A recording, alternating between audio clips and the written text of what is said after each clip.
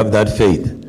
Allow me again to boost the ego of Vice Chancellor that quite a number of these great people, who is who in Kenya, they came from this university. It was called University of Chekwele campus those days. Professor Kamar, who later went to become the Minister for Higher Education, and again the Senator of this county, was from this university as a colleague.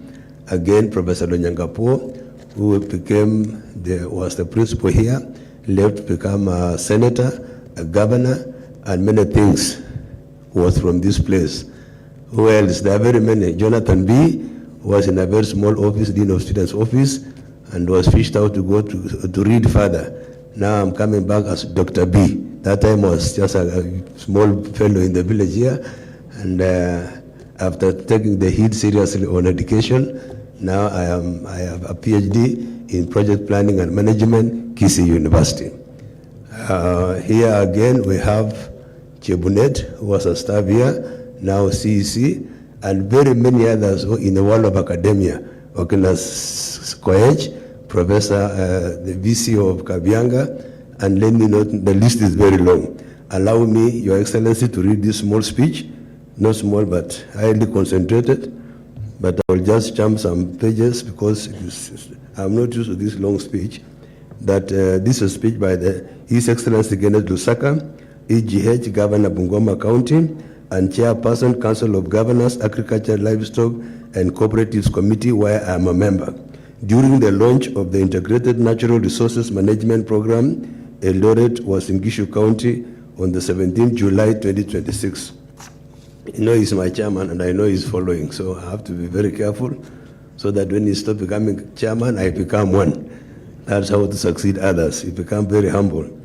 And it begins by saying Prime Cabinet Secretary, Dr. Musalia Mudavadi, Cabinet Secretaries and Principal Secretaries around, the representative of the IFAD, governors, deputy governors present, development partners, county executive committee members, distinguished guests, ladies and gentlemen. Chamgay. It was in the morning, but now we have changed to Chamgay. It is a great honor and privilege to join you today on behalf of the Council of Governors and the 47 county governments during the launch of the Integrated Natural Resources Management Program. This program comes at a defining moment for our country as we seek sustainable solutions to strengthen food security, build climate resilience, restore degraded ecosystems, and improve livelihoods for millions of Kenyans. Allow me at the outset to commend the national government, IFA development partners, and all stakeholders whose commitment and collaborations have made this program possible. The launch of INREP demonstrates the power of partnerships in addressing some of the most pressing development challenges of our time. Agriculture remains the backbone of Kenya's economy. The sector contributes approximately 26% directly to the national gross domestic products and further 27% indirectly through its linkages with manufacturing, trade, services. It provides livelihoods to over 40% of the population and remains the primary source of income to more than 70% of the rural households. Yet the future of agriculture depends on something we often take for granted: our natural resources. Productive soils, healthy watersheds, forests, rangelands, and biodiversity constitute the natural capital upon which our agriculture systems and rural economies are built. Today, Kenya faces growing pressures arising from climate change, land degradation, declining soil fertility, deforestation, shrinking water resources, and increasing competition for land. These challenges are already affecting agricultural productivity, food security, livestock production, and rural livelihoods across many counties. Globally, countries are increasingly recognizing that agriculture transformation cannot be achieved without sustainable management of natural resources.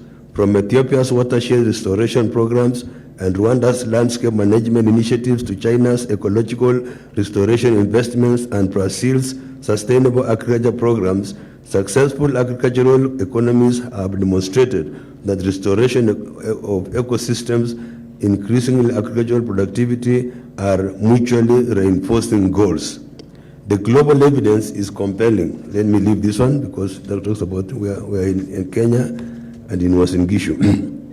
Ladies and gentlemen, for many years, natural resource management was largely viewed as an environmental concern. Today, the policy landscape has changed significantly.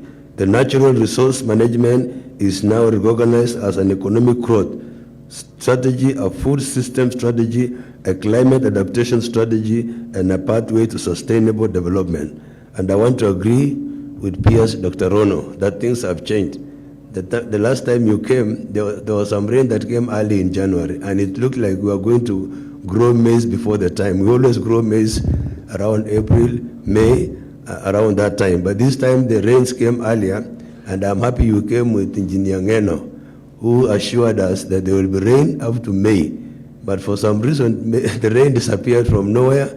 Now we are talking about green things. Now we have green drought. You go out there, the grass is green, the maize is green, but there is nothing inside there. They have dried up. So the crop failure that we are witnessing in our county is terrible.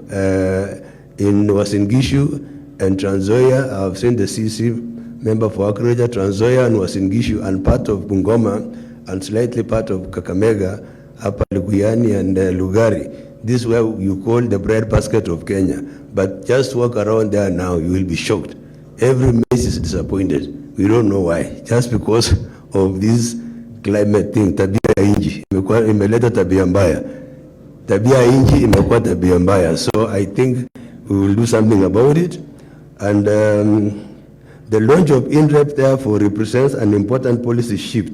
It reflects a transition from fragmented sectoral interventions towards integrated landscapes and agro-food system approaches. As county governments, we strongly support the shift. Natural resources or natural resource management is closely linked to several devolved functions under the fourth schedule of the Constitution. Counties are responsible for agriculture, livestock development, soil and water conservation, local planning, environmental management, and extension services.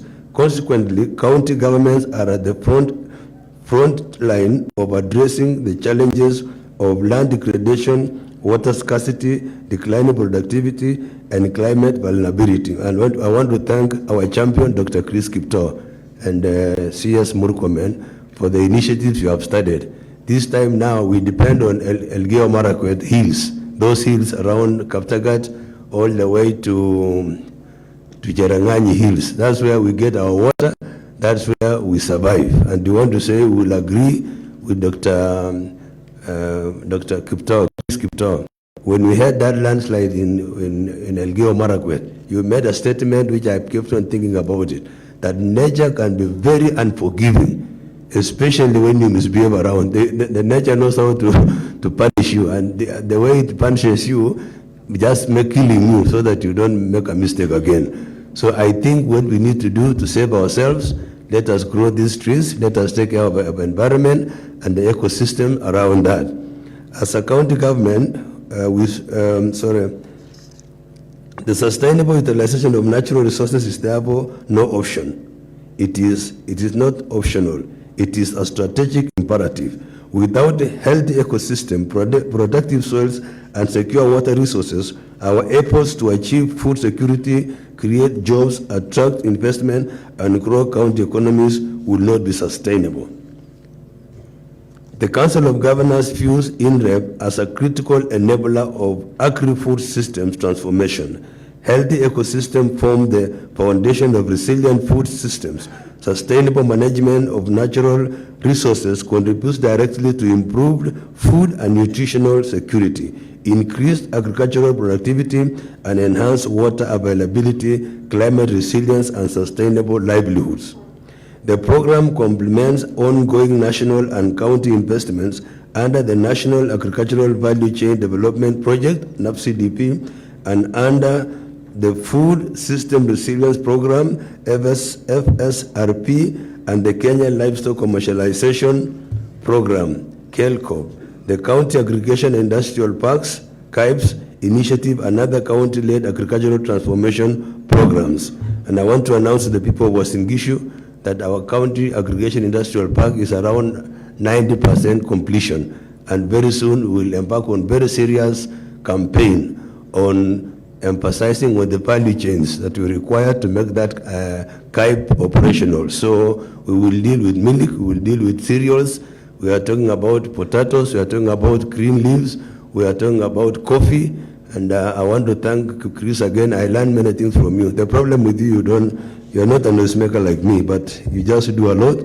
But when we see you acting, like providing alternative way of getting foodstuff or getting some monies or something like that, it gives us a lot of motivation that you can also change lives. That you don't have to work in an office from 8 to 5 for 31 days to get a salary. That's long for a politician. That's the end of the world. What we need is try to look for alternative way of getting money, however small it is, but daily, weekly, monthly, and you are self-sustained. So together, these interventions are helping counties strengthen agricultural value chains, improve market access, support agro-industrialization, create employment opportunities, and build resilient agro-food systems capable of supporting inclusive economic growth. Moving forward, county governments will continue to prioritize strategic interventions that strengthen sustainable natural resource governance.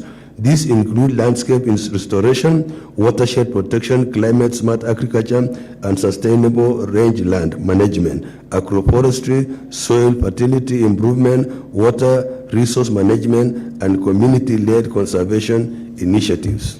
I'm almost ending, just be patient. At the same time, we shall continue strengthening policy and legal frameworks, building institutional capacity, improving data and knowledge systems, promoting innovation, and leveraging partnerships to scale impact across counties. The Council of Governors welcomes the program and IFAD's continued support and looks forward to working together in strengthening county policy, legal and governance programs, frameworks that will institutionalize and sustain in-depth intervention, enhance county ownership, and maximize long-term development impact. That's a very long sentence, and because you're in the university, you should understand. You understand. You are learned, all of you. Nasikia kila mtu doctor, professor. So to allow you sentence for you. The success of INREP will depend on strong collaboration among national government, county governments, development partners, research institutions, the private sector, and local communities. Sustainable natural resource management requires collective action and shared responsibility. As we launch this important program today, let us remember that the future of our agricultural food system and rural economies depends on how we will manage our natural resources. The decisions we make today regarding our soils, forests, rivers, rangelands, and landscapes will determine the prosperity and the resilience of future generations. History teaches us that nations prosper when they invest in their natural capital and decline when they exhaust it. We therefore have a responsibility to ensure the economic growth and agricultural transformation go hand in hand with environmental sustainability. On behalf of the Council of Governors, I reaffirm our commitment to working closely with the national government, the IFAD, development partners, and communities to ensure the successful implementation of INREP and to maximize its impact across participating counties. Together, let us restore our landscape. Together, let us strengthen resilient agri-food system. Together, let us build climate-resilient communities. And together, let us secure prosperous and sustainable future for our nation. God bless you, and allow me just to say something relevant to our county here, that the current drought is really devastating. And the other day when I called you, one of years, you responded quickly. I told you send those experts who can understand the signs of times and who can read the impact of the devastation we have gotten, so that for the first time, people in Uasin Gishu, we might we might be part of people who receive food, the relief food. We don't know how to receive relief food. We are used to giving people and supporting others. Last year, part 1 and 2023, we had a very serious drought, Your Excellency, in Kenya. And President and the Deputy President then, made a serious appeal that those counties that God has blessed you with good environment, please mobilize foodstuff. And in Uasin Gishu, I have an initiative called Save a Life Initiative. We mobilized foodstuff worth 15 million. And the destination was Turkana County, and then Baringo, and then the other side of Laikipia. It was so good that we feel good when we give, because God has blessed us.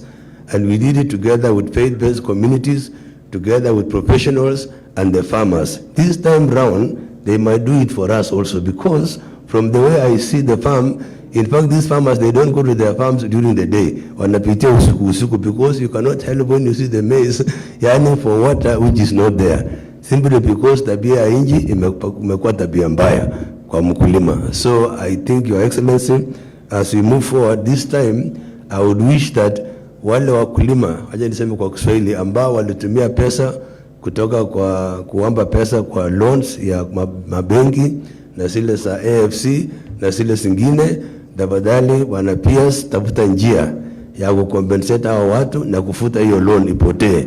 Hakuna kitu mzuri kama kusikia kwamba wameondoa hiyo loan yako, serikali imechukua. Tutasema two term sisi hapo kutoka this direction, kwa sababu every time tukisikia kwa kila serikali, nimekuwa nikisikia watu ya kahawa, Your Excellency, wanasamewa madeni yao. Sijui madeni ya kahawa ni nini.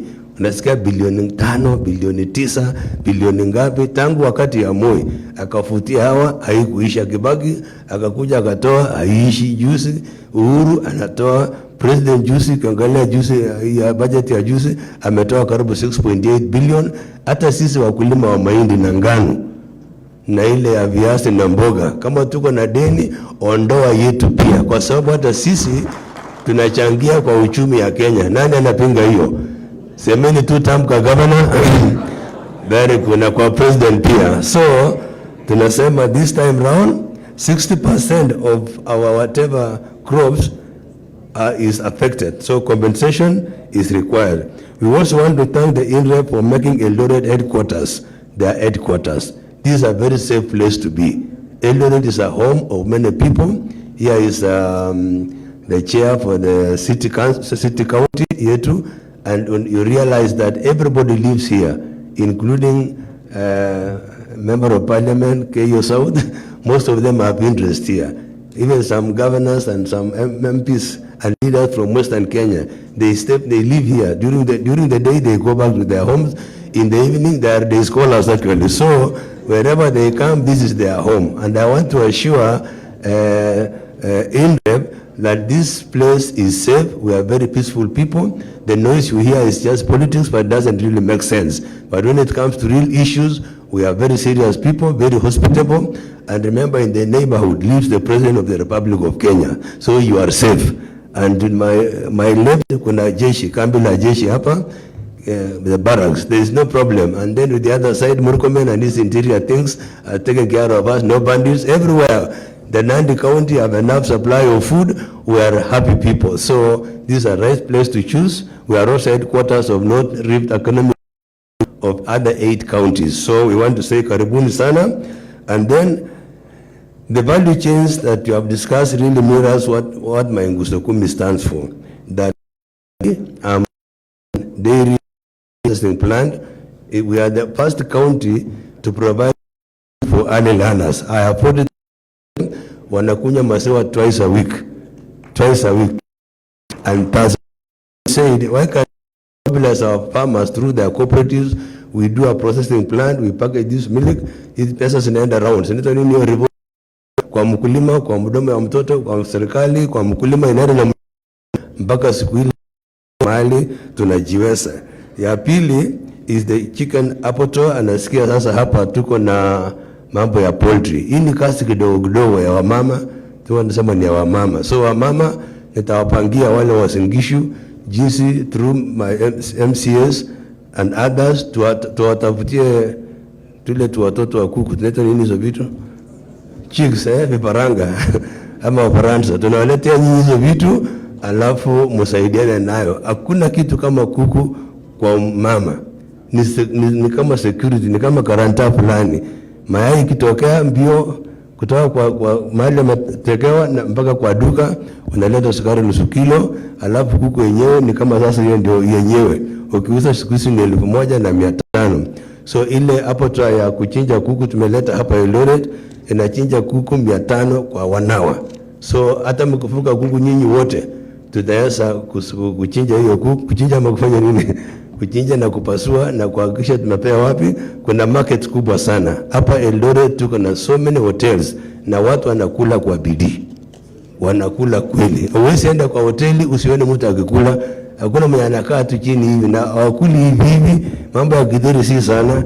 Ukifika city au ukuli githeri, unakula kuku na kwenda mbele. So tunasema kuna market tayari. Pia Prime Cabinet Secretary, sisi tumeenda diversification. Sasa Uasin Gishu atuongee mambo ya mahindi tena. Tunaongeza kahawa, tunaongeza macadamia, tunaongeza ile nyingine avocado, na tumesema diversification is real. And the peers wanajua, na peers wawili mnajua how serious I am. Mpaka sasa tunahitaji almost 3 million seedlings. Lakini hii mvua imetusaidia tusikuwe na hiyo pressure ya seedlings. So ndani yangu nasema isiendelee, lakini at least ilikuwa imekuwa shida. Wakulima wamechimba mashimo na wanangoja. Walipanda mahindi imetoa vichwa juu ya kahawa, hata hatuweka hata moja. So I'm very sure in the next 1 or 2 weeks, I'm not a prophet, but I believe in God, kutakuwa na mvua ili tupande kahawa tuendelee. Na kule tumeweka sasa factory ya kahawa, na juzi nilienda kwa kina kahawa. Kwa kina kahawa ni Australia, na not Australia but Brazil, na nikaona vile kahawa iko. Everything that you see in Brazil, I wanted the kings of coffee on earth. Nikaangalia the city, the infrastructure, railway, universities imejengwa na kahawa. Then nikisikia Kiptoo akisema mambo ya kahawa, I listen, because najua he knows what he's talking about.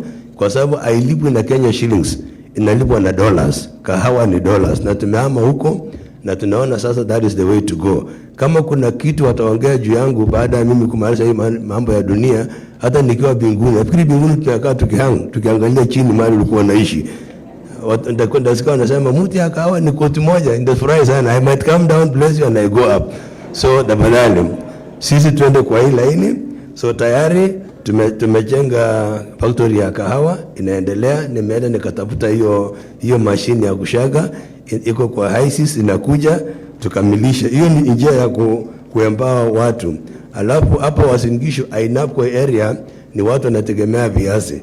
So because of transformation in agriculture, tumejenga a processing plant ya viazi, na pia a cooling store ya hiyo viazi isiharibike. Kwa hivyo wakulima wangu wakula Ainabkoi, tafadhali msiuze hiyo viazi ovyo kwa barabara. Kuna hiyo machine inakuja, tutengeneze chips, tutengeneze crisps na related things that come along with potatoes. So let me conclude by saying we support the 8-year plan for INREP. We really support kwamba inaenda miaka 8. Na wanajua sasa mimi niko kwa nataka 2027, that means hata mimi nitakuwa ndani mpaka 2032. Sina mna hiyo. Imeandikwa hapa kwamba inaenda 8 years. So msinikatize, waje niende tu namna hiyo. 2027 niruke tena niendelee mpaka 2032 mahali kitu naishia. So and then we appreciate the ministry. The ministry has been very, very supportive. Ministry of Agriculture and Environment, they have been very supportive, and that tunasema thank you very much. And then some announcement that this Eldoret has become so significant place that the president, in his own wisdom, and the governors from around, we are going to host Mashujaa Day in Eldoret. Unajua Mashujaa Day ile watu wanaenda Nairobi, sio wanaenda wapi, this time watakuja kwetu. Na tumesema tunaenda kustrategize, mimi na governor Nandi na governor wa Elgeyo Marakwet, tuhakikishe kwamba tutafanya a very beautiful ceremony, tukaribisha watu wetu, and then we shall share wageni wakikuja wengine walale Elgeyo Marakwet, wengine walale Nandi, wengine walale hapa, wengine tusukume kwa natembea, kwa sababu ya family. Sina mna hiyo. So tunasema tutakuwa tayari kukaribisha hiyo. Tamwambia president Uasin Gishu is very ready, pamoja na neighborhood. Others, thank you so much. We support the president, we support governors, we support you, Prime Cabinet Secretary Dr. Musalia Mudavadi. You are a very humble man. I wonder whether you get angry sometimes. Every time I see you, you smile, you are not in a hurry, and things need not to be anything. Wewe nakaa mtu soba. Tunasema Mungu akusaidie na tunakuombea. And you know that, you know I mean it. Tunakuombea, Saila Otuoni, ndio tunakuombea. Na kabla sijaleta waziri ulikuja hapa when you are Minister for Health. Nikakupeleka Ziwa and we launched SHA. And then there was a man who was living with disability, promise motorized, what do you call these things? Motorized wheelchair. Alafu while you were away, nikasikia umehama tena kwa hiyo health, and then I could not reach you, and whatever you are doing is not related to Ministry of Health. So I stepped in. Nikanunua, nikapatia mtu, nikasema waziri ameleta. So they are giving you a lot of thanks and I don't know where to get you. Kwa hivyo, hizo matangso nilikuwa nimechukua kwa niaba yako na kurudishia, kwa sababu wewe ndio ulianzisha hii maneno. Si nimekuwa mtu mwaminifu. So with that, allow me kwa heshima sana to welcome the CS, environment, forestry and the rest and the green things. Karibu sana.